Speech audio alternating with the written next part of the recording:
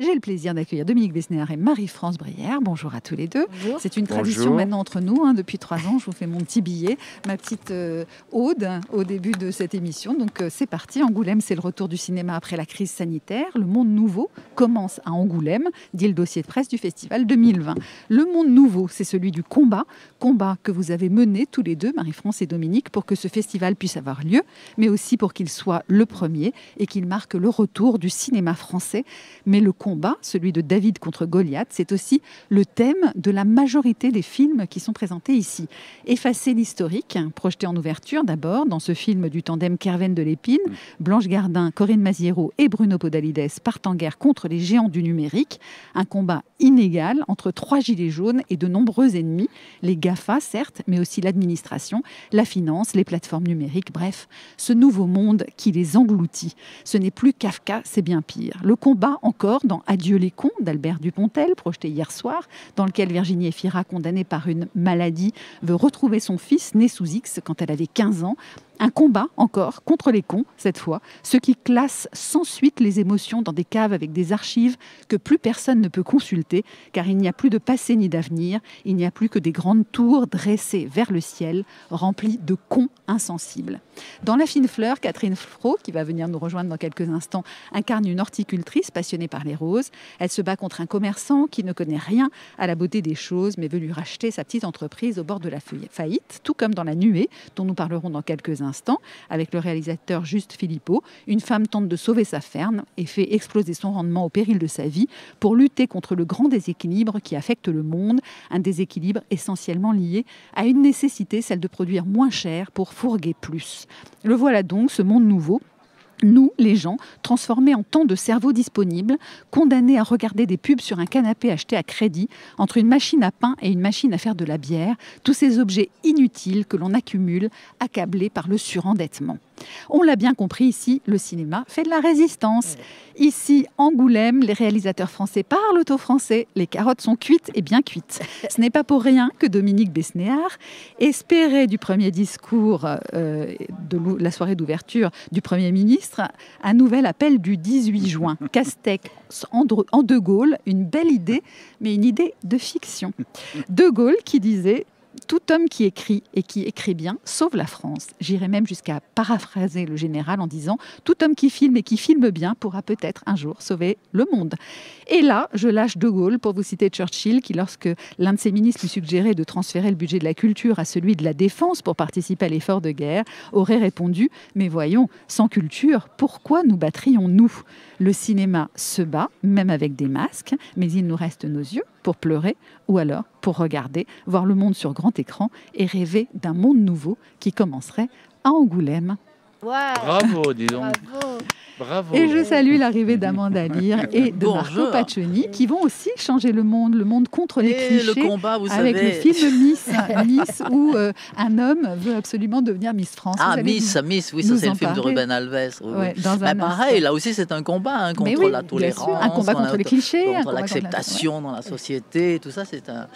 Ben oui, c'est le thème Ouais. de ce festival. Vous aviez réalisé, Dominique et Marie-France, en faisant votre sélection, que le festival avait sélectionné que des films de combat, comme ça, de combat de David contre Goliath. Mais non, on s'en rend pas compte quand on les Ouais. voit, puisqu'on les voit l'un après l'autre. Il y a Mais parfois des espaces. ensemble, on les voit ensemble. Oui, oui, non, mais je veux dire, ah bah évidemment. Non, mais l'un après l'autre, les films, et il y a Ouais. même des espaces entre chaque film, parce qu'il y a plein de films qu'on ne retient Mhm. pas.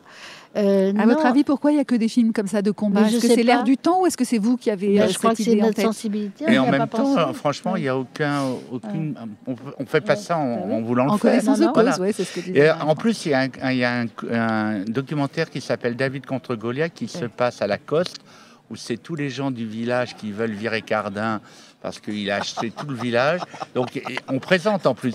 Donc, en même temps, ton analyse est quand même assez Oui, formidable parce formidable, qu'il y a un court-métrage, un Ah ouais, documentaire qui qui résume passe ça. tout ça. Ouais. Donc, c'est vrai, non, nous, en fin de compte, on voit les films en même temps dans... Oh, mais ça me dérange. Voilà, je Le m'entends- casque Il dérange pose le Dominique. casque. en fin Combat de compte, contre le casque. oui, j'aime pas le casque. En fin de compte, quand on voit les films, on n'a aucune, on se disant, on fait pas de plan sur la comète. On est ému ou pas ému. Et surtout, ce qui est bien, c'est cette année, comme il y a eu le confinement et le déconfinement, on était enfermés dans une salle. On avait la petite qui s'occupait du planning. Elle nous disait seulement le titre du film. Et on n'avait aucun a priori, donc c'est ça qui faisait qu'on était très disposés. Et surtout pour dire aussi, c'est qu'on avait presque un regard, quand on est môme, les parents vous emmènent au cinéma, on ne sait même pas ce qu'on va voir. Et ben on a retrouvé cette attitude. Amanda Lear, alors vous êtes dans Miss. Miss, et j'ai un petit clin d'œil. Alors donc l'histoire, c'est un homme qui veut absolument devenir Miss Alex France. Vetter, absolument, qui est un comédien extraordinaire. Et son rêve, non, il ne veut pas devenir une femme, il veut devenir carrément Miss France. Donc c'est un rêve un peu fou, c'est vrai. Et le film est très drôle, mais il y a des moments très émouvants aussi. Mais vous avez une scène magistrale. J'ai un petit rôle, voilà. Moi, il y a une scène incroyable. Vous faites une leçon à la troupe pour leur expliquer qu'il ne faut pas être émotif. Absolument. Je lui ai dit, mais c'est un rêve impossible, c'est pas la peine, tu réussiras pas. J'essaye de le décourager, mais finalement, lui, il a son rêve et yes, we can. Si on veut, on peut. Et il va jusqu'au bout de son rêve. Et vous incarnez un travesti dans le film? Non, pas du tout. Moi j'interviewe une mère maquerelle. Ah oui, d'accord. Une mère maquerelle qui dirige toutes les putes du bois de Boulogne. Alors attendez, il faut passer votre micro une seconde à Marco Paccioni qui est à côté de vous, qui est le producteur de ce film et qui est aussi, et c'est là que vous aussi vous menez votre combat contre le virus, puisque vous êtes aussi le PDG de Pure Essentiel, voilà, c'est ça. qui est partenaire du festival et grâce auquel on a les mains qui sentent bon. C'est le seul gel, je trouve, qui sent bon. Moi, j'en mets même dans mon masque. Ah bon, c'est bien. Non, mais j'apprécie beaucoup, beaucoup Dominique et je trouve que j'ai retrouvé une famille qui est importante et j'ai commencé à rencontrer Marie-France. Non, vraiment, ce festival, pour moi, il est extrêmement important et le cinéma est important et tous les films que j'ai vus, que ce soit Slalom, Petit Pays, Adieu les cons, ou tout à l'heure aussi Miss qu'on a coproduit, c'est vraiment important. Il faut faire des choses comme ça. Et puis avec Pure Essentiel, on essaie aussi de développer des produits qu'on aime autour d'une vraie sincérité. Et c'est ce que je retrouve. Donc c'est ça un peu la connexion entre nos produits et les films qu'on peut produire ou coproduire. Comment vous en êtes venu à coproduire Miss ? Alors Miss, nous on a une société qui s'appelle Marvelous, avec laquelle on a produit déjà plusieurs films. Le prochain film qu'on sort, c'est La vie de Simone Veil, d'Olivier Dahan. Donc on essaie de faire aussi des films importants. Avec Elsa Zilberstein, qui est dans le jury du festival. Qui est dans le jury, qui est exceptionnel. Je pense que ça va sortir au mois de mars, c'est juste incroyable. Et puis après, on essaie de faire des films importants. Et je pense que Miss, c'est un film qui compte, qui va compter. Parce que ce rêve, comme l'a dit Amanda, de faire des choses que l'on a envie de faire, à un moment, tout est possible. Il faut juste avoir envie et aller au bout de ses envies. Et c'est un peu ce que ça montre, même quand c'est très difficile. Surtout qu'on n'arrête pas de croiser des gens qui essayent de vous mettre des bâtons dans les roues. Ils disent non, tu réussiras jamais, tu n'y arriveras pas. Et c'est pareil pour réaliser un festival. C'est un combat perpétuel dans notre monde, dans notre milieu du showbiz, de monter des films, monter des pièces de théâtre. C'est un combat permanent. Il faut se battre pour trouver le financement, pour trouver les permissions. C'est très, très difficile. Le combat de David contre Goliath, là, dont on parle beaucoup dans le festival, il n'est pas gagné du tout. En revanche, il y a un combat qui a l'air gagné ici. C'est le combat des actrices. Vous êtes là, Amanda Lear, comme Isabelle Huppert, Isabelle Adjani, Josiane Balasco, Sandrine Kimerlin, Rachida Brakni, Camélia Jordana, Virginie Efira, j'en passe, parce que j'arrive pas à les citer toutes. Mais c'est un festival d'actrices, j'ai l'impression, cette année. Est-ce que les actrices ont pris le dessus désormais ? Dominique Besnéard, vous qui avez toujours tellement aimé les actrices. Il y a toujours eu les actrices en Angoulême. On a même fait un jour un jury où il n'y avait que des actrices et présidé par un garçon qui s'appelle Denis Podalydé. Et je crois qu'il s'en souvient encore. Parce qu'elles avaient fait des paris de savoir dans quel bras il allait tomber. Et c'était drôle, c'était renversé. Le résultat, c'était quoi ? Moi, j'aime bien quand les femmes prennent le combat. Et donc, en même temps, c'est des films où il y a des rôles de femmes merveilleux. Et c'est vrai que vous n'avez pas cité Emmanuel Béard, mais Emmanuel Béard dans l'étreinte, je pense que, comme je lui disais hier, elle fait partie du patrimoine français, elle a toujours été là depuis l'âge de 16 ans, et là, elle arrête, donc elle a 50 ans, et elle change d'emploi, et moi je dis qu'elle nous fait penser à Gena Rowland dans Gloria. C'est une très grande actrice et qu'on a envie de retrouver, parce que dernièrement, on la voyait plus au théâtre, donc moi j'aime beaucoup d'ensemble, moi je trouve que je suis très féministe, et j'aime les femmes qui aiment les hommes et qui aiment et qui peuvent aimer aussi et qui peuvent aimer aussi les femmes, mais sans humilier les hommes. Voilà, je sais pas comment. J'ai bien aimé. J'ai bien aimé Virginie Efira dans Adieu les cons. Elle est magnifique. Très bien. Magnifique. L'actrice aussi dans Slalom, est juste incroyable, et celle aussi dans Petit Pays. Non, il y a des rôles fantastiques pour les femmes. Et des rôles de femmes qui ne sont pas forcément des jeunes premières aujourd'hui. C'est aussi ça, le combat un peu gagné en France, dans le cinéma. Contrairement aux États-Unis, les femmes de 50 ans ont des rôles quand même. Ça date pas d'hier. Quand vous voyez Meg Ryan, toutes ces actrices merveilleuses, Kathleen Turner, elles travaillent plus du tout. Elles n'ont pas de rôle. Alors qu'en France, quand même, c'est relativement nouveau quand même. Ça vient de la dernière décennie. Non, il y a tout. Moi, j'étais agent. Il y a toujours eu. Franchement, il y a toujours eu des rôles pour des femmes. Vous allez présenter la nouvelle saison de 10%. Quels seront les guests de cette saison, ou une partie des guests? J'aurai 50 ans. Est-ce que Amanda Lear pourrait être dans 10%? Dans 10%, on commence par... Amanda Lear qui vient de faire une bonne vanne qu'on n'a peut-être pas entendue parce qu'elle n'avait pas de micro. Elle a dit « j'aurai des rôles quand j'aurai 50 ans ». Voilà. Mais moi, j'adorais que Amanda... Vous savez qu'Amanda, comme elle est modeste, toujours, on a l'impression qu'elle se moque de... Moi, Amanda, je trouve que je lui dis toujours, il faut qu'elle fasse un Jean Genet.